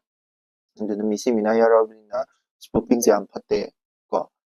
ꯍꯥꯏꯗꯤ ꯑꯗꯨꯒꯤ ꯅ꯭ꯌꯨꯁꯇ ꯌꯥꯎꯔꯛꯄꯩꯅꯤ ꯑꯦꯛꯖꯥꯝ ꯄꯣꯏꯟ ꯑꯣꯐ ꯚ꯭ꯌꯨꯗꯗꯤ ꯁ꯭ꯄꯨꯐꯤꯡ ꯍꯥꯏꯕꯁꯤ ꯀꯩꯅꯣ ꯁꯤꯁꯤꯃ ꯈꯪꯉꯒ ꯂꯣꯏꯔꯦꯀꯣ exam point of view. Second, science की पाऊँ का लोकत जगह massive marine heat waves हैं को marine heat waves kill 4 million Alaska sea birds को किधर हाई से marine heat wave पे नाम यारा में marine heat wave वैसे कहीं नो तो गाना कोई कनोगा mainland आदि terrestrial आदि land ले heat wave सिगा माना दबरा दुगी मतंग दूसरा एक खंडिंग दना सिगी पाऊँ से हापनी को तसेंबगीदी marine heat wave kill 4 million Alaskan sea birds. कोई मुरेस है बको मुरेस है बक अलास्का दा फंग उची अमखक ले मदुदो marine दा आदि कोई sea water दा heat wave थोपदु नमरम वरकांदा 4 million ने सीगरे 4 million ने सीगरे अदुगी heat wave से 2014 2016 दा थोकिबने को the 4 million I say almost magi population to be almost half of the Mures who India Canada world half of the Mures she gravity ko aduga population se uzi IDC give se 2014 16 to 16 the sea graga su uzik se my population se hengat pagi mami su ta ji aduna ta padi man the ID once gone is already gone ID aman halak treva Sigradi adum sigre hadi my population se tangkhai am handagre adum handagre to taragadi heat wave se am sathire habdu taini ko ado akoigi marine heat wave se kauga haragadi marine heat wave se kauga haragadi kamai tawgani hadi my marine heat wave se example in nidani ko in like is news to bidi smaina mure sinus ujek to sigre habu wani marine heat wave se kaino haina hang taragadi marine heat wave se kaino harakanda कोई normal temperature surface temperature of the sea से असीदगी अखोइना abnormally high ओइबा temperature में attain तौरबा abnormally high वैसे high ओइबा हाइसे कोई CC दगी मखा पोलिको Indian Ocean दना तोपा Alaska की sea दना तो तोपा मखा पोलि but normally कोई ꯁꯤꯗꯨꯒꯤ ꯍꯥꯏꯗꯤ ꯑꯦꯂꯥꯁꯀꯥꯒꯤ ꯍꯥꯏꯔꯦ ꯈꯜꯂꯁꯦ ꯑꯦꯂꯥꯁꯀꯥꯗ ꯂꯩꯕ ꯑꯩꯈꯣꯏꯒꯤ ꯀꯩꯅꯣꯒꯤ ꯄꯦꯁꯤꯐꯤꯛ ꯑꯣꯁꯤꯟ ꯑꯣꯏꯔꯦ ꯅꯠꯇ꯭ꯔꯒ ꯑꯦꯅꯤ ꯑꯦꯠꯂꯥꯟꯇꯤꯛ ꯑꯣꯁꯤꯟ ꯑꯣꯏꯔꯦ ꯑꯗꯨꯗꯩꯗ ꯑꯣꯁꯤꯟꯗꯨꯗ ꯂꯩꯕ ꯅꯣꯔꯃꯦꯜ ꯇꯦꯝꯄꯔꯦꯆꯔꯁꯦ ꯁꯤꯁꯤꯒꯤ 90th percentile ꯍꯥꯏꯕꯅꯤꯀꯣ 90th percentile ꯍꯥꯏꯕꯗꯤ ꯅꯣꯔꯃꯦꯜ ꯇꯦꯝꯄꯔꯦꯆꯔ ꯅꯨꯃꯤꯠ ꯈꯨꯗꯤꯡꯒꯤ ꯑꯣꯟꯕꯁꯤꯗ ꯄꯔꯁꯦꯟꯇꯥꯏꯜꯗ ꯑꯣꯟꯊꯣꯛꯄ ꯃꯇꯝꯗ 90th ꯁꯨꯕ ꯄꯔꯁꯦꯟꯇꯥꯏꯜꯗ ꯂꯩꯕ ꯇꯦꯝꯄꯔꯦꯆꯔꯗꯣ ꯑꯗꯨꯗꯒꯤ ꯍꯦꯟꯒꯠꯂꯛꯑꯕ ꯍꯥꯏꯕꯗꯤ ꯑꯩꯈꯣꯏ ꯅꯣꯔꯃꯦꯜ ꯇꯦꯝꯄꯔꯦꯆꯔꯁꯦ ꯑꯗꯨꯝ ꯑꯣꯟꯗꯣꯏꯅꯤꯀꯣ ꯍꯥꯏꯗꯤ ꯅꯨꯃꯤꯠ ꯈꯨꯗꯤꯡꯒꯤ ꯑꯣꯟꯕꯁꯤda 30ꯁꯦ ꯑꯗꯨꯝ ꯑꯣꯜꯂꯦꯅ ꯈꯜꯂꯁꯦ 30 ꯑꯗꯨꯝ ꯃꯌꯥꯝ ꯑꯃ ꯑꯣꯟꯕ ꯃꯇꯝꯁꯤꯗ 90th percentile ꯍꯥꯏꯕꯗꯤ ꯑꯩꯈꯣꯏꯒꯤ ꯇꯦꯝꯄꯔꯦꯆꯔ ꯈꯔꯗꯤ ꯑꯩꯈꯣꯏꯒꯤ ꯄꯔꯁꯦꯟꯇꯦꯖꯇ ꯑꯣꯟꯊꯣꯛꯄ ꯃꯇꯝꯗ 90%ꯗꯒꯤ ꯍꯦꯟꯅ ꯍꯥꯏꯗꯤ ꯋꯥꯡꯕ ꯍꯥꯏꯇꯥꯔꯦꯀꯣ 90th percentile ꯍꯦꯟꯅ ꯋꯥꯡꯕ ꯑꯗꯨꯒꯨꯝꯕ ꯇꯦꯝꯄꯔꯦꯆꯔꯁꯦ ꯅꯨꯃꯤꯠ ꯃꯉꯥꯅꯤꯗꯤ ꯑꯩꯈꯣꯏꯒꯤ 30ꯁꯦ ꯑꯩꯈꯣꯏꯒꯤ 90th percentileꯁꯤꯅꯦꯅ ꯈꯜꯂꯁꯦ 90th percentileꯁꯦ ꯑꯗꯣ ꯅꯨꯃꯤꯠ ꯃꯉꯥꯅꯤꯁꯦ ꯀꯟꯁꯤꯀ꯭ꯌꯨꯇꯤቭꯂꯤ 30ꯁꯦ ꯑꯗꯨꯝ 30 degree Celsius ꯑꯗꯨꯝ ꯌꯧꯔꯕ ꯑꯗꯨ ꯑꯣꯏꯇꯥꯔꯒꯗꯤ ꯃꯗꯨꯗꯨꯕꯨ ꯑꯩꯈꯣꯏꯅ ꯃꯦꯔꯤꯟ ꯍꯤꯠ ꯋꯦꯞ ꯀꯧꯗꯣꯏꯅꯦꯕ ꯑꯗꯨ ꯑꯣꯏꯇꯥꯔꯒꯗꯤ ꯑꯗꯨꯃꯥꯏꯅ ꯃꯦꯔꯤꯟ ꯍꯤꯠ ꯋꯦꯞꯁꯦ ꯊꯣꯛꯂꯛ ꯇꯥꯔꯒꯗꯤ ꯍꯧꯖꯤꯛꯀ ꯍꯥꯏꯔꯤꯕ ꯀꯟꯁꯤꯀ꯭ꯋꯦꯟꯁ ꯑꯩꯈꯣꯏ ꯊꯣꯛꯍꯟꯅꯤꯡꯉꯤꯕ ꯊꯧꯗꯣꯛ ꯃꯌꯥꯝ ꯑꯃꯁꯨ ꯊꯣꯛꯄ ꯌꯥꯗꯣꯏꯅꯦꯕꯀꯣ ꯑꯗꯣ ꯍꯤꯠ ꯋꯦꯞ ꯄꯜꯂꯒ ꯑꯩꯅ ꯍꯤꯠ ꯋꯦꯞꯀꯤ ꯃꯇꯥꯡꯗ ꯏꯟꯗꯤꯌꯥꯗ ꯍꯤꯠ ꯋꯦꯞꯁꯤꯒꯤ ꯃꯔꯝꯗ ꯑꯩꯅ ꯈꯤꯇꯪ ꯍꯥꯞꯆꯕꯅꯤꯀꯣ ꯍꯤꯠ ꯋꯦꯞ ꯍꯥꯏꯁꯤ ꯀꯩꯅꯣ ꯍꯥꯏꯔꯀꯥꯟꯗ ꯇꯦꯝꯄꯔꯦꯆꯔꯁꯦ ꯅꯣꯔꯃꯦꯜ ꯇꯦꯝꯄꯔꯦꯆꯔꯗꯒꯤ ꯍꯧꯖꯤꯛꯀꯤ ꯑꯩꯅ ꯍꯥꯏꯖꯕꯗ ꯅꯣꯔꯃꯦꯜ ꯇꯦꯝꯄꯔꯦꯆꯔ ꯂꯩꯕꯗꯒꯤ ꯃꯥꯒꯤ ꯊ꯭ꯔꯦꯁꯍꯣꯜ ꯑꯃ ꯍꯥꯏꯕꯗꯤ ꯃꯥꯅ ꯃꯁꯤꯐꯥꯎꯒꯤ ꯇꯦꯝꯄꯔꯦꯆꯔꯁꯤꯗꯤ ꯑꯣꯏꯕ ꯌꯥꯏ ꯍꯥꯏꯕꯗꯨꯗꯒꯤ ꯍꯦꯟꯅ ꯇꯦꯝꯄꯔꯦꯆꯔ ꯑꯃꯈꯛ ꯑꯦꯇꯦꯟ ꯇꯧꯔꯒ ꯅꯨꯃꯤꯠ 4ꯅꯤ ꯅꯠꯇ꯭ꯔꯒ 5ꯅꯤ ꯅꯠꯇ꯭ꯔꯒ ꯁꯔꯇꯦꯟ ꯇꯥꯏꯝ ꯄꯤꯔꯤꯌꯠ ꯑꯃ ꯂꯩ ꯇꯥꯔꯒꯗꯤ ꯃꯗꯨꯗꯨꯕꯨ ꯑꯩꯈꯣꯏꯅ ꯍꯤꯠ ꯋꯦꯞ ꯀꯧꯋꯦꯕꯀꯣ ꯑꯗꯣ ꯍꯤꯠ ꯋꯦꯞꯁꯦ ꯃꯥꯒꯤ ꯖꯒꯥꯗꯨꯒꯤ ꯃꯇꯨꯡ ꯏꯟꯅ ꯗꯤꯐ꯭ꯔꯦꯟ ꯑꯣꯏ ꯑꯗꯨꯒꯤ ꯃꯊꯛꯇꯁꯨ ꯑꯩꯈꯣꯏꯒꯤ ꯖꯒꯥꯗꯨꯒꯤ ꯃꯥꯒꯤ ꯅꯣꯔꯃꯦꯜ ꯇꯦꯝꯄꯔꯦꯆꯔ ꯑꯅ ꯂꯩꯅꯤ ꯖꯒꯥꯗꯨꯒꯤ ꯑꯩꯈꯣꯏꯒꯤ ꯏꯝꯐꯥꯜꯒꯤꯁꯨ ꯂꯩꯔꯝꯒꯅꯤ ꯗꯦꯜꯂꯤꯒꯤꯁꯨ ꯂꯩꯔꯝꯒꯅꯤ ꯑꯦꯅꯤ ꯖꯒꯥꯗꯨꯒꯤ ꯍꯤꯠ ꯋꯦꯞꯇꯣ ꯑꯗꯨꯗꯒꯤ ꯃꯥ ꯍꯥꯏꯔꯤꯁꯦ ꯀꯩꯅꯣ ꯍꯥꯏꯔꯀꯥꯟꯗ ꯍꯤꯠ ꯋꯦꯞ ꯑꯣꯏꯒꯦ ꯍꯥꯏꯇꯥꯔꯒꯗꯤ ꯏꯟꯗꯤꯌꯥꯒꯤ ꯑꯣꯏꯅꯀꯣ ꯍꯤꯠ ꯋꯦꯞ ꯑꯣꯏꯒꯦ ꯍꯥꯏꯇꯥꯔꯒꯗꯤ 40 degree Celsius ꯄ꯭ꯂꯦꯟꯗꯅ ꯀꯣ ꯄ꯭ꯂꯦꯟ ꯑꯦꯔꯤꯌꯥꯗꯅ 40 degree Celsius ꯆꯤꯡꯗꯅ 30 degree Celsius ꯀꯣ ꯑꯗꯨ 40 degree Celsiusꯇꯒꯤ ꯍꯦꯜꯂꯕ ꯀꯣ 40 degree Celsiusꯇꯒꯤ ꯍꯦꯜꯂꯕ ꯄ꯭ꯂꯦꯟꯗ ꯄ꯭ꯂꯁ ꯀꯩꯗꯧꯒꯦ ꯍꯥꯏꯔꯀꯥꯟꯗ ꯅꯣꯔꯃꯦꯜ ꯇꯦꯝꯄꯔꯦꯆꯔ 40 degree Celsiusꯇꯒꯤꯁꯨ ꯍꯦꯜꯂꯕ ꯑꯗꯣ ꯅꯣꯔꯃꯦꯜ ꯇꯦꯝꯄꯔꯦꯆꯔꯁꯦ ꯑꯩꯈꯣꯏꯅ 35ꯅꯦꯅ ꯈꯜꯂꯁꯤ 35ꯁꯤꯗꯒꯤ ꯄ꯭ꯂꯁ ꯀꯔꯤ ꯇꯧꯗꯣꯏꯕ 4.5 degree Celsius ꯅꯠꯇ꯭ꯔꯦ ꯍꯥꯏꯔꯒꯅ 6.4 degree Celsius ꯀꯣ ꯅꯠꯇ꯭ꯔꯦ ꯍꯥꯏꯔꯒꯅ 6.5 degree Celsius or more ꯀꯣ ꯍꯥꯏꯕꯗꯤ ꯑꯩꯈꯣꯏꯅ 40 degree Celsiusꯇꯒꯤ ꯍꯦꯟꯗꯣꯏꯅꯦꯕ ꯍꯦꯟꯕꯁꯤꯗ ꯀꯩꯗꯧꯒꯦ ꯍꯥꯏꯔꯀꯥꯟꯗ 40 degree Celsiusꯇꯒꯤꯗꯤ ꯍꯦꯟꯒꯗꯕ ꯀꯟꯗꯤꯁꯟ नंबर 1 को 40 degree Celsius ꯇꯒꯤꯗꯤ ꯍꯦꯟꯒꯗꯕ ꯄ꯭ꯂꯦꯟꯒꯤꯅꯤꯀꯣ ꯄ꯭ꯂꯦꯟꯒꯤ ꯑꯗꯨꯗꯨꯒ ꯅꯣꯔꯃꯦꯜ ꯇꯦꯝꯄꯔꯦꯆꯔ ꯑꯃ ꯃꯥꯒꯤ ꯑꯦꯚꯔꯦꯖ ꯇꯦꯝꯄꯔꯦꯆꯔ ꯑꯃ ꯂꯩꯕꯅꯤ ꯑꯦꯚꯔꯦꯖ ꯇꯦꯝꯄꯔꯦꯆꯔꯗꯨꯗꯒꯤ 4.5 ꯅꯠꯇ꯭ꯔꯦ ꯍꯥꯏꯔꯒꯅ 6.5 ꯁꯦ ꯁꯤꯁꯨ ꯍꯦꯟꯒꯗꯕ ꯁꯤꯅ ꯀꯟꯗꯤꯁꯟ नंबर 2 ꯀꯣ ꯀꯟꯗꯤꯁꯟ नंबर 2 ꯁꯤꯗ ꯑꯅꯤ ꯊꯣꯛꯏ ꯍꯥꯏꯗꯤ ꯍꯤꯠ ꯋꯦꯞꯁꯦ ꯆꯨꯝꯅꯒꯤ ꯍꯤꯠ ꯋꯦꯞ ꯅꯣꯔꯃꯦꯜ ꯍꯤꯠ ꯋꯦꯞ ꯍꯥꯏꯕꯗꯨ ꯑꯣꯏꯇꯥꯔꯒꯗꯤ 4.5 ꯅꯠꯇ꯭ꯔꯒ 6.5 ꯒꯤ ꯃꯅꯨꯡꯗ 6.4 ꯒꯤ ꯃꯅꯨꯡꯗ ꯂꯩꯒꯗꯕꯀꯣ ꯑꯗꯨꯒ ꯀꯔꯤꯒꯨꯝꯕ 6.5 ꯍꯦꯟꯒꯠꯄꯒꯤ ꯆꯥꯡꯁꯤꯗ 6.5 ꯁꯤꯗꯒꯤ ꯍꯦꯟꯈ꯭ꯔꯕ ꯑꯗꯨ ꯑꯣꯏꯇꯥꯔꯗꯤ ꯁꯦꯚꯤꯌꯔ ꯀꯧꯔꯛꯑꯅꯤ ꯁꯦꯚꯤꯌꯔ ꯑꯗꯨꯒ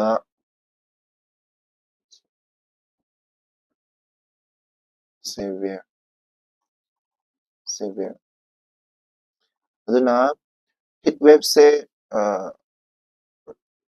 प्लेन कनो अखोई हिल गा मानदेको हिल गिदी हजिक हारिबा सिगी टेम्परेचर से 40 से 37 ओइरानी को 37 डिग्री सेल्सियस अदुगा हेंगटपगी चांग जिबुदी दुम चप मानरानी हाइदि 4.5 6.4 6.5 से बेर ओइगा हारिबा हेंगटपगी चांग दुमा ओनबको अदुगा सिगी हिट वेव से अखोई इंडिया ददी याम थोएको हजिक से the India ददी almost like 536 Hena hit wave से थोक्रेको रिसेंटली को अदुगा 10,000 डेथ हाइबदी सीबगी चांगसु 10,000 हेने हाइदि 2013 दगिना 2022 9 years की मनुंग जिदा यामना ꯀꯩꯅꯣ 10,000 ꯍꯦꯟꯅ ꯁꯤꯈ꯭ꯔꯦꯀꯣ ꯑꯗꯒꯤ ꯑꯩꯈꯣꯏꯒꯤ ꯑꯔꯕꯥꯟ ꯑꯦꯔꯤꯌꯥꯗꯅ ꯍꯦꯜꯂꯦ ꯍꯤꯠ ꯋꯦꯞꯁꯦ ꯊꯣꯛꯄꯁꯦ ꯀꯩꯒꯤꯅꯣ ꯍꯥꯏꯔꯒꯗꯤ ꯑꯔꯕꯥꯟ ꯑꯦꯔꯤꯌꯥꯗꯗꯤ ꯑꯩꯈꯣꯏꯒꯤ ꯀꯟꯗꯤꯁꯟ ꯑꯔꯕꯥꯟ ꯍꯤꯠ ꯑꯥꯏꯂꯦꯟ ꯏꯐꯦꯛ ꯍꯥꯏꯅꯀꯣ ꯍꯤꯠ ꯑꯥꯏꯂꯦꯟ ꯏꯐꯦꯛ ꯑꯔꯕꯥꯟ ꯍꯤꯠ ꯑꯥꯏꯂꯦꯟ ꯏꯐꯦꯛꯁꯤꯅ ꯑꯩꯈꯣꯏꯒꯤ ꯉꯁꯥꯏꯒꯤ ꯑꯔꯕꯥꯟ ꯑꯦꯔꯤꯌꯥꯗꯅ ꯍꯦꯟꯅ ꯑꯣꯝꯃꯒ ꯁꯥꯕꯗꯣ ꯑꯗꯨ ꯇꯧꯗꯣꯏꯅꯦꯕꯀꯣ ꯑꯗꯨꯗꯨꯅ ꯍꯤꯠ ꯋꯦꯞꯁꯦ ꯑꯔꯕꯥꯟ ꯑꯦꯔꯤꯌꯥꯗꯅ ꯍꯦꯟꯅ ꯊꯣꯛꯑꯦ ꯑꯗꯨꯗꯨꯒ ꯃꯣꯏꯒꯤ ꯑꯔꯕꯥꯟ ꯑꯦꯔꯤꯌꯥꯗꯗꯤ ꯑꯩꯈꯣꯏꯒꯤ ꯒꯤግ ꯋꯥꯔꯛ ꯑꯗꯒꯤ ꯊꯕꯛ ꯇꯧꯕ ꯅꯨꯡꯁꯥꯗ ꯊꯕꯛ ꯇꯧꯕ ꯃꯌꯥꯝ ꯑꯃ ꯇꯧꯋꯤꯗꯅ ꯑꯗꯨꯗꯨꯅꯁꯨ ꯁꯤꯕꯒꯤ ꯆꯥꯡꯁꯦ ꯌꯥꯝ ꯍꯦꯜꯂꯦ ꯑꯗꯨꯅ ꯁꯤꯁꯦ ꯍꯤꯠ ꯋꯦꯞꯁꯦ ꯑꯩꯈꯣꯏꯒꯤ ꯗꯤꯖꯥꯁꯇꯔ ꯑꯃ ꯑꯣꯏꯅ ꯑꯣꯔ ꯅꯩꯅꯕ ꯑꯃ ꯆꯪꯉꯤꯀꯣ ꯍꯥꯏꯗꯤ ꯌꯥꯝꯅ ꯅꯦꯆꯔꯦꯜ ꯗꯤꯖꯥꯁꯇꯔ ꯑꯣꯔ ꯑꯩꯈꯣꯏꯒꯤ ꯀ꯭ꯂꯥꯏꯃꯦꯠ ꯆꯦꯟꯖꯀꯤ ꯏꯐꯦꯛ ꯑꯃ ꯑꯣꯏꯅ ꯌꯥꯝꯅ ꯏꯟꯗꯤꯌꯥꯗ ꯄ꯭ꯔꯣꯕ꯭ꯂꯦꯝ ꯑꯃ ꯊꯣꯛꯄ ꯑꯣꯏꯅ ꯅꯩꯅꯕ ꯑꯃ ꯆꯪꯉꯤꯀꯣ ꯁꯦꯀꯦꯟ ꯁꯥꯏꯟꯁꯀꯤ ꯅ꯭ꯌꯨꯁꯇ ꯑꯃꯒ why better prediction of cyclone intensity heavy rainfall is needed ꯑꯩꯈꯣꯏꯒꯤ ꯁꯥꯏꯀ꯭ꯂꯣꯟ ꯑꯃ ꯑꯩꯈꯣꯏꯒꯤ ꯀꯩꯅꯣꯗ ꯑꯩꯈꯣꯏꯒꯤ ꯇꯥꯃꯤꯜ ꯅꯥꯗꯨꯗ ꯑꯃ ꯁꯥꯏꯀ꯭ꯂꯣꯟ ꯑꯃ ꯌꯩꯈꯤ ꯍꯟꯗꯛ ꯗꯤꯁꯦꯝꯕꯔ ꯀꯩꯅꯣ ꯅꯕꯦꯝꯕꯔ ꯗꯤꯁꯦꯝꯕꯔꯁꯤꯗꯀꯣ ꯐꯦꯡꯒꯜ ꯍꯥꯏꯅꯀꯣ ꯐꯦꯡꯒꯜ ꯇꯥꯃꯤꯜ ꯅꯥꯗꯨꯗ ꯌꯥꯝ ꯁꯣꯛꯍꯟꯈꯤꯀꯣ ꯑꯗꯨꯗꯨꯒꯤ ꯁꯥꯏꯀ꯭ꯂꯣꯟꯗꯣ ꯊꯣꯛꯈꯤꯕꯗꯨꯅ ꯃꯔꯝ ꯑꯣꯏꯔꯀꯥꯟꯗ ꯑꯩꯈꯣꯏꯒꯤ ꯕꯦꯇꯔ ꯄ꯭ꯔꯤꯗꯤꯛꯁꯟ ꯇꯧꯅꯕꯒꯤꯗꯃꯛꯇ ꯍꯥꯏꯕꯗꯤ ꯁꯥꯏꯀ꯭ꯂꯣꯟꯁꯦ ꯊꯣꯛꯏ ꯀꯔꯝ ꯀꯥꯟꯗ ꯊꯣꯛꯇꯣꯏꯅꯣ ꯊꯣꯛꯑꯣꯏꯗꯣꯏꯅꯣ ꯍꯥꯏꯕꯗꯨ ꯅꯩꯅꯅꯕꯒꯤꯗꯃꯛꯇ ꯑꯐꯕ ꯈꯨꯠꯁꯨ ꯈꯨꯠꯂꯥꯏ ꯑꯣꯏꯒꯦꯔꯥ ꯃꯣꯗꯦꯜ ꯑꯣꯏꯒꯦꯔꯥ ꯆꯪꯉꯤ ꯍꯥꯏꯕꯅꯦꯕꯀꯣ ꯑꯗꯣ ꯀꯔꯤ ꯃꯔꯝꯒꯤꯅꯣ ꯍꯥꯏꯔꯗꯤ ꯐꯦꯡꯒꯜꯁꯦ ꯂꯥꯛꯄ ꯃꯇꯝꯁꯤꯗ ꯑꯍꯥꯟꯕꯗꯗꯤ ꯌꯥꯝ ꯄꯤꯛꯅ ꯂꯥꯛꯑꯝꯃꯒ ꯀꯟꯈꯠꯂꯛꯄꯒꯤ ꯃꯑꯣꯡ ꯑꯃ ꯇꯧꯕꯗꯣ ꯑꯗꯨꯒꯨꯝꯕ ꯄ꯭ꯔꯤꯗꯤꯛꯁꯟ ꯇꯧꯕꯗꯣ ꯌꯥꯝ ꯋꯥꯕꯗꯣ ꯑꯗꯨꯗꯨꯅꯅꯦꯕ ꯍꯥꯏꯗꯤ ꯂꯥꯛꯑꯒ ꯃꯥꯒꯤ ꯄꯥꯠꯁꯦ ꯍꯥꯏꯗꯤ ꯁꯨꯝ ꯀꯩꯅꯣꯒꯤ ꯏꯟꯗꯤꯌꯥ ꯂꯩꯔꯦ ꯁꯤꯗꯩꯁꯤꯗ ꯏꯟꯗꯤꯌꯥ ꯂꯩꯔꯒ ꯑꯩꯈꯣꯏꯒꯤ ꯍꯧꯖꯤꯛꯀꯤ ꯀꯩꯅꯣꯁꯤꯗ ꯑꯔꯥꯕꯤꯌꯟ ꯁꯤꯗꯒꯤ ꯁꯤꯔꯣꯝꯗꯒꯤ ꯂꯥꯛꯄ ꯀꯣ ꯑꯗꯒꯤ ꯑꯃꯅ ꯀꯩꯅꯣ ꯕꯦ ꯑꯣꯐ ꯕꯦꯡꯒꯣꯜꯗ ꯂꯥꯛꯄ ꯁꯥꯏꯀ꯭ꯂꯣꯟꯁꯤꯡꯁꯦ ꯑꯌꯥꯝꯕꯅ ꯑꯔꯥꯕꯤꯌꯟ ꯁꯤꯗꯒꯤ ꯂꯥꯛꯄ ꯁꯥꯏꯀ꯭ꯂꯣꯟꯁꯤꯡꯁꯦ ꯍꯥꯏꯗꯤ ꯄ꯭ꯔꯤꯗꯤꯛꯁꯟ ꯇꯧꯕ ꯋꯥꯠꯂꯦꯕ ꯑꯗꯨꯒ ꯍꯟꯗꯛꯁꯦ ꯁꯥꯏꯀ꯭ꯂꯣꯟꯒꯤ ꯆꯥꯡꯁꯦ 53% ꯍꯦꯟꯅ ꯍꯦꯟꯒꯠꯂꯦꯀꯣ ꯁꯣꯝ ꯅꯥꯀꯟꯗ ꯍꯥꯏꯗꯤ ꯑꯔꯥꯕꯤꯌꯟ ꯁꯤꯗ ꯇꯧꯕ ꯁꯥꯏꯀ꯭ꯂꯣꯟꯁꯦ ꯍꯥꯟꯅꯗꯤ ꯌꯥꯝ ꯇꯧꯔꯝꯗ꯭ꯔꯒꯁꯨ ꯍꯧꯖꯤꯛꯇꯤ 53% ꯃꯨꯛꯁꯦ ꯍꯦꯟꯒꯠꯂꯦ ꯀꯣ ꯑꯗꯨꯗꯨꯅ ꯁꯥꯏꯀ꯭ꯂꯣꯟꯁꯦ ꯄ꯭ꯔꯤꯗꯤꯛ ꯇꯧꯕꯁꯨ ꯋꯥꯕ ꯑꯗꯨꯒ ꯃꯁꯤꯡꯁꯨ ꯍꯦꯟꯒꯠꯂꯛꯑꯕꯅꯤꯅ ꯑꯩꯈꯣꯏꯅ ꯍꯧꯖꯤꯛꯁꯦ ꯗꯔꯀꯥꯔ ꯍꯥꯏꯗꯤ ꯑꯁꯤꯒꯨꯝꯕ ꯄ꯭ꯔꯤꯗꯤꯛꯁꯟ ꯇꯧꯅꯕꯒꯤ ꯃꯦꯆꯤꯟꯒꯨꯝꯕ ꯑꯗꯒꯤ ꯍꯦꯚꯤ ꯔꯦꯟꯐꯣꯜ ꯇꯧꯔꯕꯅꯤꯅ ꯅꯣꯡ ꯀꯟꯅ ꯇꯥꯔꯕꯅꯤꯅ ꯁꯥꯏꯀ꯭ꯂꯣꯟ ꯇꯧꯔꯗꯤ ꯍꯦꯚꯤ ꯔꯦꯟꯐꯣꯜ ꯑꯗꯨꯝ ꯇꯧꯔꯅꯤꯅ ꯑꯗꯨ ꯂꯦꯟꯁ꯭ꯂꯥꯏꯠ ꯊꯣꯛꯄꯁꯨ ꯌꯥꯏꯗꯅꯀꯣ ꯂꯦꯟꯁ꯭ꯂꯥꯏꯠ ꯊꯣꯛꯑꯒ ꯃꯤ ꯃꯌꯥꯝ ꯑꯃ ꯁꯤꯅꯔꯤꯗꯣ ꯀꯣ ꯑꯦꯛꯖꯥꯝꯄꯜ ꯍꯥꯏꯔꯒꯅ ꯋꯥꯌꯥꯅꯗ ꯇꯧꯈꯤꯕꯗꯣ ꯑꯗꯨ ꯍꯥꯏꯗꯤ ꯑꯗꯨꯗꯨꯅ ꯃꯔꯝ ꯑꯣꯏꯔꯀꯥꯟꯗ ꯑꯩꯈꯣꯏꯒꯤ ꯁꯥꯏꯀ꯭ꯂꯣꯟꯁꯦ ꯀꯔꯝꯍꯥꯏꯅ ꯂꯥꯛꯏꯅꯣ ꯍꯥꯏꯕꯗꯒꯤ ꯑꯗꯒꯤ ꯃꯥꯁꯦ ꯀꯌꯥꯝ ꯀꯜꯂꯤ ꯃꯥꯒꯤ ꯏꯟꯇꯦꯟꯁꯤꯇꯤꯁꯤꯅ ꯀꯃꯥꯏꯅ ꯇꯧꯏ ꯈꯣꯠꯂꯤ ꯀ ꯍꯥꯏꯕꯗꯣ ꯐꯖꯅ ꯅꯩꯅꯕ ꯑꯃ ꯆꯪꯉꯦꯅ ꯁꯤꯒꯤ ꯁꯥꯏꯟꯁꯀꯤ ꯀꯂꯝꯁꯤꯗ ꯍꯥꯏꯔꯝꯃꯤꯅꯤꯀꯣ ꯑꯗꯣ ꯁꯤꯗꯁꯨ ꯂꯣꯏꯔꯦ ꯑꯩꯅ ꯍꯧꯖꯤꯛꯇ ꯍꯥꯏꯖꯈꯤꯕꯗꯣ ꯍꯥꯏꯗꯤ ꯅꯣꯔꯠ ꯏꯟꯗꯤꯌꯟ ꯑꯣꯁꯤꯟꯗ ꯍꯥꯏꯗꯤ ꯑꯗꯒꯤ ꯕꯦ ꯑꯣꯐ ꯕꯦꯡꯒꯣꯜꯗ ꯑꯗꯨꯒ ꯑꯔꯥꯕꯤꯌꯟ ꯁꯤꯗ ꯇꯧꯕꯁꯦ ꯕꯦ ꯑꯣꯐ ꯕꯦꯡꯒꯣꯜꯅ ꯍꯦꯟꯅ ꯌꯥꯝꯅ ꯇꯧꯏꯀꯣ ꯑꯔꯥꯕꯤꯌꯟ ꯁꯤꯗꯒꯤꯗꯤ ꯑꯗꯨꯕꯨ ꯕꯦ ꯑꯣꯐ ꯕꯦꯡꯒꯣꯜ ꯑꯔꯥꯕꯤꯌꯟ ꯁꯤꯗ ꯇꯧꯕꯁꯦ ꯍꯟꯗꯛꯁꯦ 52% ꯍꯦꯟꯅ ꯍꯦꯟꯒꯠꯂꯦ ꯍꯥꯏꯕꯅꯤꯀꯣ ꯑꯗꯒꯤ ꯁꯤꯒꯤ ꯑꯥꯔꯇꯤꯀꯜꯁꯗ ꯍꯥꯏꯔꯝꯃꯤꯁꯦ ꯑꯦꯟ ꯑꯣꯜꯁꯣ ꯑꯩꯈꯣꯏꯅ ꯄ꯭ꯔꯤꯗꯤꯛꯁꯟ ꯇꯧꯕ ꯃꯇꯝꯗ ꯁꯥꯏꯀ꯭ꯂꯣꯟꯒꯤ ꯏꯅꯔꯖꯤꯁꯦ ꯄ꯭ꯔꯤꯗꯤꯛꯁꯟ ꯏꯟꯇꯦꯟꯁꯤꯐꯤꯀꯦꯁꯟ ꯍꯥꯏꯕꯗꯤ ꯁꯥꯏꯀ꯭ꯂꯣꯟꯁꯦ ꯃꯥꯅ ꯄꯨꯔꯤꯕ ꯏꯅꯔꯖꯤ ꯁꯥꯏꯀ꯭ꯂꯣꯟꯁꯦ ꯀꯟꯕ ꯀꯟꯗꯕ ꯍꯥꯏꯁꯦ ꯃꯉꯣꯟꯗ ꯌꯥꯎꯖꯔꯤꯕ ꯏꯅꯔꯖꯤꯗꯨꯒꯤ ꯃꯇꯨꯡ ꯏꯟꯗꯣꯏꯅꯦꯕ ꯀꯣ ꯎꯪꯕꯒꯤ ꯀꯟꯕꯒꯤ ꯆꯥꯡꯗꯣ ꯑꯗꯒꯤ ꯏꯟꯇꯦꯟꯁꯤꯐꯤꯀꯦꯁꯟ ꯍꯥꯏꯇꯥꯔꯒꯗꯤ ꯃꯥꯒꯤ ꯏꯟꯇꯦꯟꯁꯤꯇꯤꯁꯦ ꯍꯥꯟꯅ ꯄꯤꯛꯑꯝꯕꯗꯒꯤ ꯀꯌꯥꯝ ꯀꯟꯅ ꯆꯥꯎꯈꯠꯂꯛꯏ ꯈꯣꯠꯂꯤ ꯑꯗꯨꯒꯤ ꯃꯇꯥꯡꯗꯁꯨ ꯈꯔ ꯅꯩꯅꯕ ꯑꯃ ꯆꯪꯉꯤ ꯍꯥꯏꯕꯅꯤꯀꯣ ꯁꯣ ꯑꯗꯨꯒ ꯑꯇꯣꯞꯄ ꯁꯥꯏꯟꯁꯀꯤ ꯀꯂꯝ ꯑꯃꯒ ꯑꯃꯨꯛ ꯂꯧꯈꯠꯆꯒꯦ ꯍꯟꯗꯛꯇꯤ FAQ ꯑꯣꯏꯗꯣꯏꯅꯤꯀꯣ FAQꯒꯤ ꯀꯂꯝꯁꯤꯗ ꯑꯩꯈꯣꯏꯒꯤ ꯏꯟꯗꯤꯌꯥꯟ ꯐꯣꯔꯦꯟ ꯄꯣꯂꯤꯁꯤꯁꯤꯒꯤ ꯃꯇꯥꯡꯁꯤꯗ ꯀꯂꯝ ꯑꯃꯈꯛ ꯌꯥꯎꯔꯝꯃꯤ why will Indian foreign policy be a tightrope walk ꯍꯥꯏꯕꯗꯤ ꯏꯟꯗꯤꯌꯥꯟ ꯐꯣꯔꯦꯟ ꯄꯣꯂꯤꯁꯤꯁꯦ ꯍꯟꯗꯛꯁꯦ ꯌꯥꯝ ꯗ꯭ꯔꯃꯥ ꯌꯥꯝ ꯇꯧꯏꯀꯣ ꯍꯥꯏꯗꯤ 2025 ꯑꯗꯨꯒꯤ ꯗ꯭ꯔꯃꯥ ꯃꯌꯥꯝꯗꯣ ꯀꯔꯤ ꯀꯔꯤꯅꯣ ꯄ꯭ꯂꯁ ꯇꯨꯡ ꯀꯣꯏꯅ 2025 ꯀꯣ 2024ꯗ ꯗ꯭ꯔꯃꯥ ꯌꯥꯝ ꯇꯧꯈꯤꯕ 2025ꯗ ꯀꯔꯤ ꯀꯔꯤ ꯇꯧꯔꯒꯗꯤ ꯑꯩꯈꯣꯏꯁꯦ ꯀꯩꯅꯣ ꯇꯧꯒꯅꯤ ꯍꯥꯏꯕꯒꯤ ꯃꯇꯥꯡꯗꯅꯤꯀꯣ ꯁꯤꯒꯤ ꯑꯥꯔꯇꯤꯀꯜꯁꯤꯅ ꯄꯣꯏꯟ ꯈꯔꯅ ꯆꯥꯏꯅꯥꯒ ꯗꯤꯁꯑꯦꯡꯒꯦꯖꯃꯦꯟ ꯌꯥꯝ ꯆꯥꯎꯕ ꯄꯣꯏꯟ ꯍꯥꯏꯇꯥꯔꯒꯗꯤ ꯏꯟꯗꯤꯌꯥꯒ ꯆꯥꯏꯅꯥꯒꯒꯤ ꯃꯔꯤ ꯐꯒꯠꯂꯛꯄꯁꯤꯅꯤꯀꯣ ꯑꯗꯨ ꯀꯔꯤ ꯃꯔꯝꯒꯤ ꯐꯒꯠꯂꯛꯏꯅꯣ ꯍꯥꯏꯕꯗꯨꯗꯤ ꯑꯩꯈꯣꯏꯒꯤ ꯍꯥꯏꯗꯤ ꯂꯥꯟꯃꯤ ꯃꯌꯥꯝ ꯑꯃ ꯑꯩꯈꯣꯏꯒꯤ ꯁ꯭ꯇꯦꯟ ꯑꯣꯐꯀ ꯇꯧꯔꯝꯕꯗꯣ ꯍꯟꯗꯣꯛꯅꯗꯅꯒ ꯇꯧꯋꯤꯗꯅꯀꯣ ꯂꯥꯏꯟ ꯑꯣꯐ ꯑꯦꯛꯆꯨꯑꯦꯜ ꯀꯟꯇ꯭ꯔꯣꯜꯗꯒ ꯑꯩꯈꯣꯏꯒꯤ ꯍꯥꯏꯗꯤ ꯃꯔꯤꯁꯦ ꯍꯥꯏꯗꯤ ꯑꯥꯔꯃꯤ ꯍꯟꯗꯣꯛꯅꯗꯅꯒ ꯇꯧꯕꯗꯣ ꯑꯗꯨꯗꯣ ꯇꯁꯦꯡꯕꯒꯤꯗꯤ ꯃꯣꯗꯤꯒ ꯁꯤ ꯖꯤꯟꯄꯤꯡꯒ ꯑꯩꯈꯣꯏꯒꯤ ꯀꯖꯥꯟꯗ ꯕ꯭ꯔꯤꯛꯁ ꯑꯩꯈꯣꯏ ꯇꯧꯈꯤꯗꯅꯀꯣ ꯕ꯭ꯔꯤꯛꯁ ꯀꯣ 16 ꯁꯨꯕ ꯕ꯭ꯔꯤꯛꯁ ꯁꯝꯃꯤꯠ ꯇꯧꯕꯗꯣ ꯑꯗꯨꯗꯩꯗꯨꯗ ꯀꯖꯥꯟ ꯔꯁꯤꯌꯥꯗ ꯇꯧꯈꯤꯕꯗꯨꯗ ꯃꯣꯗꯤꯖꯤꯒ ꯁꯤ ꯖꯤꯟꯄꯤꯡꯒ ꯎꯅꯈꯤꯗꯅꯀꯣ ꯑꯗꯨ ꯑꯗꯨꯗꯒꯤꯁꯨ ꯑꯣꯏꯔꯛꯄ ꯌꯥꯏꯑꯕꯀꯣ ꯏꯟꯗꯤꯌꯥꯒꯤ ꯗꯤꯁꯑꯦꯡꯒꯦꯖꯃꯦꯟꯁꯦ ꯑꯗꯨꯅꯁꯨ ꯆꯥꯎꯅ ꯃꯇꯦꯡ ꯄꯥꯡꯉꯤꯅꯤꯀꯣ ꯑꯗꯨꯗꯒꯤ ꯌꯨꯔꯣꯄꯤꯌꯟ ꯇꯥꯏꯁꯇ ꯑꯩꯈꯣꯏꯒꯤ ꯐ꯭ꯔꯥꯟꯁꯀ ꯑꯐꯕ ꯃꯔꯤ ꯊꯝꯈꯤꯕ ꯏꯟꯗꯤꯌꯥꯒ EFTꯒꯤ ꯐ꯭ꯔꯤ ꯇ꯭ꯔꯦꯗ ꯑꯦꯒ꯭ꯔꯤꯃꯦꯟ EFT ꯍꯥꯏꯕꯗꯤ ꯌꯨꯔꯣꯄꯤꯌꯟ ꯐ꯭ꯔꯤ ꯇ꯭ꯔꯦꯗ ꯑꯦꯒ꯭ꯔꯤꯃꯦꯟ ꯍꯥꯏꯕꯅꯤꯀꯣ ꯑꯗꯨꯒꯁꯨ ꯃꯔꯤ ꯌꯥꯝ ꯑꯆꯧ ꯑꯆꯧꯕ ꯊꯝꯈꯤꯗꯅꯀꯣ ꯀꯩꯅꯣꯒꯤꯗ ꯑꯗꯒꯤ ꯅꯥꯏꯕꯔ ꯍꯥꯏꯗꯤ ꯑꯩꯈꯣꯏꯒꯤ ꯍꯦꯛ ꯌꯨꯝꯊꯪꯅꯗꯅ ꯂꯩꯔꯤꯕ ꯏꯟꯗꯤꯌꯥꯒ ꯍꯦꯛ ꯌꯨꯝꯊꯪꯅꯗꯅ ꯂꯩꯔꯤꯕ ꯀꯟꯇ꯭ꯔꯤ ꯃꯌꯥꯝꯒꯁꯨ ꯎꯅꯕ ꯈꯣꯠꯅꯕ ꯇꯧꯋꯤꯗꯅꯀꯣ ꯑꯗꯒꯤ ꯚꯨꯇꯥꯟꯒ ꯑꯗꯒꯤ ꯁ꯭ꯔꯤ ꯂꯪꯀꯥ ꯃꯜꯗꯤꯞꯁ ꯂꯣꯏꯅꯃꯛ ꯍꯥꯏꯗꯤ ꯀꯩꯅꯣꯒ ꯇꯧꯗꯅ ꯄꯥꯀꯤꯁꯇꯥꯟꯗ ꯄꯥꯡꯊꯣꯛꯈꯤꯕ SCO ꯁꯝꯃꯤꯠꯇꯁꯨ ꯑꯩꯈꯣꯏ ꯖꯩꯁꯪꯀꯔꯒ ꯆꯠꯂꯒ ꯍꯥꯏꯗꯤ ꯑꯐꯕ ꯃꯔꯤ ꯊꯝꯅꯕꯒꯤ ꯇꯧꯈꯤꯕ ꯈꯣꯠꯈꯤꯕ ꯑꯗꯨꯒꯤ ꯏꯟꯁꯤꯗꯦꯟ ꯃꯌꯥꯝꯗꯨꯅꯤꯀꯣ ꯁꯤꯗꯩꯗ ꯄꯜꯂꯛꯏꯁꯦ ꯑꯦꯟ ꯑꯣꯜꯁꯣ ꯏꯟꯗꯤꯌꯥꯒꯤ ꯐꯣꯔꯦꯟ ꯄꯣꯂꯤꯁꯤꯗ ꯍꯧꯖꯤꯛ ꯍꯧꯖꯤꯛ ꯆꯦꯂꯦꯟꯖ ꯂꯩꯔꯤꯁꯦ ꯀꯩꯅꯣ ꯍꯥꯏꯔꯀꯥꯟꯗ ꯕꯪꯒ꯭ꯂꯥꯗꯦꯁꯀꯤ ꯍꯧꯖꯤꯛꯀꯤ ꯁꯦꯈ ꯍꯁꯤꯅꯥꯒꯤ ꯑꯦꯛꯁꯇ꯭ꯔꯥꯗꯤꯁꯟ ꯇꯧꯅꯕꯒꯤ ꯇꯧꯗꯅ ꯍꯥꯏꯗꯤ ꯕꯪꯒ꯭ꯂꯥꯗꯦꯁꯀꯤ ꯃꯔꯤꯁꯦ ꯍꯟꯊꯔꯛꯇꯅꯒ ꯇꯧꯋꯤꯗꯣ ꯑꯗꯒꯤ ꯀꯅꯥꯗꯥꯒ ꯑꯩꯈꯣꯏꯒꯤ ꯀꯅꯥꯗꯥꯒꯤ ꯐꯣꯔꯦꯟ ꯔꯤꯂꯦꯁꯟꯁꯤꯞꯁꯦ ꯑꯩꯈꯣꯏꯒꯤ ꯀꯅꯥꯗꯥꯒꯁꯦ ꯌꯥꯝꯅ ꯍꯟꯊꯔꯛꯑꯦꯗꯅꯀꯣ ꯂꯥꯏꯛ ꯅꯤꯖꯔ ꯍꯥꯠꯈꯤꯕꯒꯤ ꯃꯇꯨꯡ ꯏꯟꯅ ꯑꯩꯈꯣꯏ ꯀꯅꯥꯗꯥꯅ ꯏꯟꯗꯤꯌꯥꯗ ꯌꯥꯝ ꯁꯥꯎꯕ ꯈꯣꯠꯄꯒ ꯇꯧꯋꯤꯗꯅꯀꯣ ꯑꯗꯒꯤ USAꯒꯤ ꯔꯤꯂꯦꯁꯟꯁꯤꯞꯁꯨ ꯑꯩꯈꯣꯏꯒꯤ ꯑꯗꯥꯅꯤ ꯒ꯭ꯔꯨꯞꯀꯤ ꯃꯇꯥꯡꯗꯁꯨ USAꯒꯤ ꯆꯦꯂꯦꯟꯖ ꯑꯆꯧ ꯑꯆꯧꯕ ꯍꯥꯏꯗꯤ USAꯒ ꯌꯥꯅꯗꯕ ꯃꯌꯥꯝ ꯑꯃ ꯇꯧꯔꯛꯄ ꯍ꯭ꯌꯨꯃꯦꯟ ꯔꯥꯏꯠꯀꯤ ꯑꯗꯨꯒꯤ ꯃꯇꯥꯡꯗꯁꯨ ꯌꯥꯅꯗꯕ ꯃꯌꯥꯝ ꯑꯃ ꯇꯧꯔꯛꯏꯗꯅꯀꯣ ꯑꯗꯒꯤ ꯁꯥꯎꯠ ꯑꯦꯁꯤꯌꯥꯗ USAꯒꯤ ꯔꯣꯜ ꯑꯗꯩ ꯃꯦꯟꯃꯥꯔꯗ ꯑꯗꯒꯤ ꯀꯔꯤꯗ USAꯒꯤ ꯔꯣꯜ ꯈꯔ ꯎꯔꯛꯄꯁꯦ ꯁꯤꯁꯨ ꯈꯔ ꯅꯨꯡꯉꯥꯏꯇꯕ ꯈꯔ ꯇꯧꯋꯤ ꯏꯟꯗꯤꯌꯥꯅꯁꯨ ꯈꯔ ꯅꯨꯡꯉꯥꯏꯇꯦꯗꯅ ꯑꯗꯨꯅ USAꯒ ꯏꯟꯗꯤꯌꯥꯒꯤ ꯃꯔꯤꯗ ꯈꯤꯇꯪ ꯍꯟꯊꯔꯛꯄꯒꯤ ꯇꯥꯏꯞꯇ ꯇꯧꯔꯤꯁꯦ ꯀꯣ ꯑꯗꯒꯤ ꯆꯥꯏꯅꯥꯒꯤ ꯏꯟꯐ꯭ꯂꯨꯌꯦꯟꯁ ꯍꯥꯏꯇꯥꯔꯦ ꯆꯥꯏꯅꯥꯅ ꯑꯩꯈꯣꯏ ꯏꯟꯗꯤꯌꯥꯒꯤ ꯃꯃꯥꯡꯗꯁꯨ ꯅꯩꯅꯈꯤꯕ ꯑꯩꯈꯣꯏꯒꯤ ꯃꯤꯅꯔꯦꯜꯁꯇꯕꯨ ꯑꯣꯏꯒꯦꯔꯥ ꯅꯦꯄꯥꯜꯒ ꯃꯔꯤ ꯊꯝꯅꯕꯗꯨꯕꯨ ꯑꯣꯏꯒꯦꯔꯥ ꯆꯥꯏꯅꯥꯒꯤ ꯏꯟꯐ꯭ꯂꯨꯌꯦꯟꯁ ꯌꯥꯝ ꯂꯩꯗꯅ ꯑꯗꯣ ꯁꯤꯁꯦ ꯍꯟꯗꯛ ꯆꯍꯤꯒꯤ ꯑꯣꯏꯅ ꯐꯣꯔꯦꯟ ꯄꯣꯂꯤꯁꯤꯁꯦ ꯑꯩ ꯑꯃꯨꯛꯇꯪ ꯅꯩꯅꯖꯔꯛꯀꯦ ꯀꯔꯤ ꯊꯣꯛꯈꯤꯒꯦ ꯀꯩꯀꯩ ꯀꯃꯥꯏꯅ ꯇꯧꯈꯤꯒꯦ ꯈꯣꯠꯈꯤꯒꯦ ꯍꯥꯏꯕꯗꯨꯒꯤ ꯃꯇꯥꯡꯗ ꯁꯦꯀꯦꯟꯗ ꯏꯟꯗꯤꯌꯟ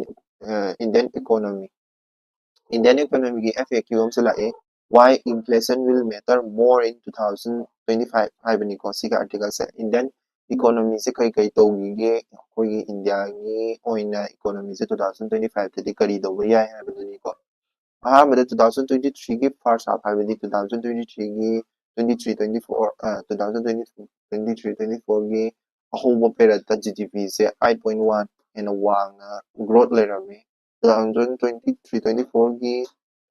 GDPꯁꯦ ꯂꯣꯏꯔꯛꯄ ꯁꯗꯛꯇꯁꯨ 8.2ꯒꯤ ꯍꯥꯏꯗꯤ ꯒ꯭ꯔꯣꯠꯇꯣ ꯌꯥꯝ ꯂꯩꯔꯝꯃꯦꯕꯀꯣ ꯕꯠ 2024-25ꯇꯗꯤ ꯒ꯭ꯔꯣꯠꯁꯦ ꯌꯥꯝ ꯍꯟꯊꯔꯛꯈ꯭ꯔꯦꯕ ꯍꯥꯏꯕꯗꯤ ꯃꯃꯥꯡ ꯆꯍꯤꯗꯗꯤ ꯒ꯭ꯔꯣꯠꯁꯦ 81-82 ꯂꯩꯖꯔꯒꯁꯨ ꯍꯟꯗꯛꯀꯤ GDP ꯒ꯭ꯔꯣꯠꯇꯤ 67 ꯍꯦꯟꯅ ꯂꯩꯈꯤꯕꯀꯣ 6% ꯂꯩꯈꯤꯕ ꯑꯗꯨꯗꯨꯅ ꯍꯟꯊꯔꯛꯏꯅꯤꯀꯣ ꯑꯦꯟ ꯑꯣꯜꯁꯣ ꯂꯥꯏꯛ ꯑꯔꯣꯏꯕ ꯁꯔꯨꯛꯇꯗꯤ 5.4ꯗ ꯍꯟꯊꯔꯛꯈꯤꯕꯀꯣ ꯑꯗꯨꯅ GDP ꯒ꯭ꯔꯣꯠꯇ ꯍꯟꯊꯔꯛꯏꯕ ꯃꯔꯝꯁꯦ ꯇꯁꯦꯡꯅ ꯏꯟꯐ꯭ꯂꯦꯁꯟꯅꯅꯤꯀꯣ ꯏꯟꯐ꯭ꯂꯦꯁꯟꯁꯦ ꯑꯩꯈꯣꯏꯒꯤ ꯄꯣꯠ ꯆꯩ ꯃꯃꯜ ꯇꯥꯡꯈꯠꯂꯛꯄꯁꯦ ꯁꯤꯁꯤꯅ ꯃꯔꯝ ꯑꯣꯏꯔꯀꯥꯟꯗ GDP ꯒ꯭ꯔꯣꯠꯇꯁꯨ ꯌꯥꯝꯅ ꯑꯆꯧꯕ ꯀꯩꯅꯣꯃ ꯁꯥꯐꯨ ꯑꯃ ꯄꯤꯔꯤꯅꯤꯀꯣ ꯑꯗꯨꯗꯨꯅ ꯐꯥꯏꯅꯥꯟꯁ ꯃꯤꯅꯤꯁꯇꯔꯅ ꯄ꯭ꯔꯤꯗꯤꯛ ꯇꯧꯕꯗꯁꯨ ꯑꯩꯈꯣꯏꯒꯤ 6.5 ꯑꯗꯒꯤ 6.6 ꯑꯗꯨꯃꯥꯏꯅ ꯄ꯭ꯔꯤꯗꯤꯛ ꯇꯧꯈꯤꯕꯅꯦꯕ ꯑꯗꯨꯗ 5.4ꯗ ꯍꯟꯊꯔꯛꯄꯁꯦ ꯀꯩꯁꯨ ꯀꯩꯅꯣ ꯇꯧꯗꯦ ꯍꯥꯏꯗꯤ ꯁꯔꯄ꯭ꯔꯥꯏꯁꯇꯤ ꯑꯣꯏꯗꯦꯕꯀꯣ ꯑꯗꯣ ꯏꯟꯐ꯭ꯂꯦꯁꯟꯁꯦ ꯍꯥꯏꯗꯤ ꯋꯥꯡꯈꯠꯂꯛꯄꯅ ꯃꯔꯝ ꯑꯣꯏꯔꯀꯥꯟꯗ ꯀꯟꯖꯨꯃꯔ ꯄ꯭ꯔꯥꯏꯁ ꯏꯟꯐ꯭ꯂꯦꯁꯟꯁꯦ 6%ꯗꯒꯤ ꯑꯗꯨꯝ ꯃꯈꯥꯗ ꯂꯩꯈ꯭ꯔꯕꯅꯦꯕ ꯑꯗꯨꯗꯨꯅ ꯏꯟꯐ꯭ꯂꯦꯁꯟꯁꯦ ꯋꯥꯡꯈꯠꯂꯛꯑꯕꯅꯤꯅ ꯉꯁꯥꯏꯒꯤ ꯔꯦꯠ ꯀꯠꯇꯁꯨ ꯍꯥꯏꯕꯗꯤ ꯏꯟꯇꯔꯦꯁ ꯔꯦꯠ ꯑꯩꯈꯣꯏꯒꯤ RBIꯅ ꯏꯟꯇꯔꯦꯁ ꯔꯦꯠ ꯄꯤꯕꯗꯁꯨ ꯏꯟꯇꯔꯦꯁ ꯔꯦꯠꯁꯦ ꯀꯛꯊꯕ ꯑꯃ ꯗꯔꯀꯥꯔ ꯂꯩꯔꯦꯗꯅꯀꯣ ꯑꯗꯨꯗꯨꯅ RBIꯅ ꯀꯛꯊꯔꯤꯈꯩ ꯑꯩꯈꯣꯏꯒꯤ GDP ꯒ꯭ꯔꯣꯠꯇꯨꯁꯨ ꯍꯟꯊꯔꯛꯇꯣꯏꯅꯤꯗꯅꯀꯣ ꯑꯗꯨꯗꯨꯅꯤꯀꯣ ꯑꯗꯨꯃꯥꯏꯅ ꯑꯗꯨꯝ ꯏꯟꯐ꯭ꯂꯦꯁꯟꯁꯤꯅ ꯃꯔꯝ ꯑꯣꯏꯔꯀꯥꯟꯗ ꯑꯩꯈꯣꯏꯒꯤ GDP ꯒ꯭ꯔꯣꯠꯇꯨꯁꯨ ꯍꯟꯊꯍꯜꯂꯤꯀꯣ ꯑꯗꯣ ꯆꯦꯂꯦꯟꯖ ꯃꯌꯥꯝ ꯍꯥꯏꯇꯥꯔꯦꯀꯣ kari challenge leibano haibadudi growth inflation flux haidi growth se mu wankala hargase inflation se mu wankala gadi growth se mu handarappa adumai tawnabase masiji challenge achoba mani ko red card prospect haibadi RBI na tawise inflation se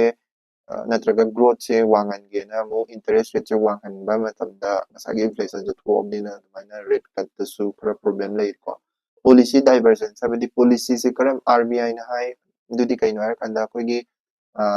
inflation se tackle tawge har kandi sustainable growth ta oina focus pigedabani haibadi amadasu mangdaba haidi yamna balance oiba policy program amada RBI se tawgadabani na harameba adubu finance minister na di RBI na haido adugi statement do adugi ona tainabada monetary policy shoiba ine fani inflation tawison na monetary policy do na focus tawsa amana sustainable growth focus tawsa ba amana monetary policy do focus tawsa ni ko aduna 2025 ta dekho inflation jana maro ina billion ji kana na kan inflation se hanana ba koi policy program do boy ge monetary policy do boy gra sustainable growth boy gra ani mak to gra focus pi ban chang yo next news ta uh, this la is heading se trouble water sabni ko si Panama canal gi wadi ko Panama canal da koi gi ꯍꯧꯖꯤꯛ Donald Trump ꯈꯟꯅꯕ ꯍꯧꯕ ꯍꯧꯔꯦ ꯀꯣ Donald Trump ꯁꯤꯅ ꯑꯩꯈꯣꯏꯒꯤ ꯃꯥꯁꯦ ꯃꯥꯅ ꯍꯥꯏꯁꯦ ꯑꯩꯈꯣꯏꯒꯤ ꯀꯅꯥꯗꯥ ꯒ꯭ꯔꯤꯟꯂꯦꯟꯁꯦ ꯂꯧꯁꯤꯜꯂꯅꯤ ꯀꯥꯏꯅꯁꯨ ꯍꯥꯏꯕꯅꯤꯀꯣ ꯑꯗꯒꯤ ꯏꯚꯟ ꯄꯥꯅꯥꯃꯥ ꯀꯦꯅꯦꯜꯁꯤꯁꯨ ꯂꯧꯁꯤꯜꯂꯅꯤꯅ ꯃꯥꯅ ꯃꯆꯤꯟꯅ ꯊꯣꯛꯅ ꯍꯥꯏꯈꯤꯕ ꯑꯃ ꯂꯩꯀꯣ ꯀꯅꯥꯗꯥ ꯒ꯭ꯔꯤꯟꯂꯦꯟ ꯂꯧꯁꯤꯟꯕ ꯑꯗꯒꯤ ꯀꯩꯅꯣ ꯄꯥꯅꯥꯃꯥ ꯀꯦꯅꯦꯜꯁꯤꯁꯨ ꯂꯧꯁꯤꯜꯂꯅꯤ ꯃꯥꯅ ꯂꯧꯁꯤꯜꯂꯅꯤ ꯍꯥꯏꯔꯤꯁꯦ ꯄꯥꯅꯥꯃꯥ ꯀꯦꯅꯦꯜꯁꯤ ꯀꯩꯒꯤꯅꯣ ꯍꯥꯏꯔꯒꯗꯤ ꯄꯩꯁꯥꯁꯦ ꯇꯁꯦꯡꯅ ꯑꯣꯜꯃꯣꯁ 74%ꯗꯤ ꯑꯩꯈꯣꯏꯒꯤ ꯄꯥꯅꯥꯃꯥ ꯀꯦꯅꯦꯜꯗ ꯆꯠꯂꯤꯁꯦ 74%ꯗꯤ ꯀꯩꯅꯣꯅꯦꯕ USAꯅꯦꯕ USAꯅ ꯆꯠꯄꯅꯤꯅ ꯑꯗꯣ ꯇꯦꯛꯁ ꯍꯦꯟꯀꯠꯂꯛꯄ ꯍꯥꯏꯇꯥꯔꯦꯀꯣ ꯄꯥꯅꯥꯃꯥꯁꯤꯅ ꯇꯦꯛꯁ